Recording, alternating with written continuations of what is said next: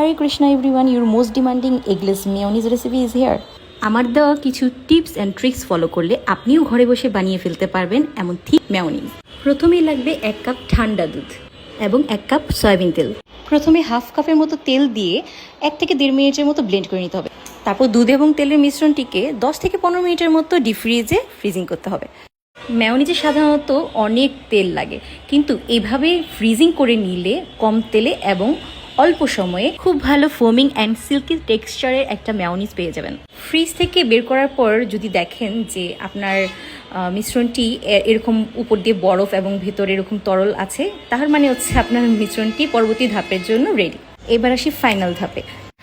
যে অর্ধেক তেলটা রেখে দিয়েছিলাম সেটা এবার অল্প অল্প করে ব্লেন্ডার করতে করতে মিশাতে হবে।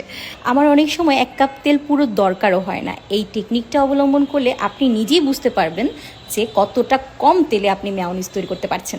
এবার হাফ চা চামচ গোলমরিচ, বিট নুন এবং চিনি দিয়ে তাতে 1 চা চামচ বা হাফ চা চামচ মতো ভিনেগার দিতে হবে। Vinegar must. ভিনেগার মেয়োনিজের টেস্ট এনহ্যান্স করার পাশাপাশি এটাকে দীর্ঘ সময় পর্যন্ত সংরক্ষণে সহায়তা করে। এরপর আপনি আপনার পছন্দ যে কোনো টমেটো সস বা চিলি সস মিশিয়ে এটাকে 1 ঘন্টার মতো ফ্রিজে নর্মালি স্টোর করুন। ফ্রিজ থেকে নামানোর পর আপনি ডিফারেন্স বুঝতে পারবেন। এটা হচ্ছে ফ্রিজে রাখার আগের মেয়োনিজ এবং এটা হচ্ছে ফ্রিজে রাখার পর। কতটা ঠিক, তাই না? এবার আপনি বার্গার বা অন্যান্য স্ন্যাক্সের সাথে এটিকে পরিবেশন করতে পারবেন। রেসিপিটি ভালো লাগলে আপনি আপনার ফ্রেন্ডস অ্যান্ড ফ্যামিলির সাথে এটি শেয়ার করতে পারেন। Thanks for watching.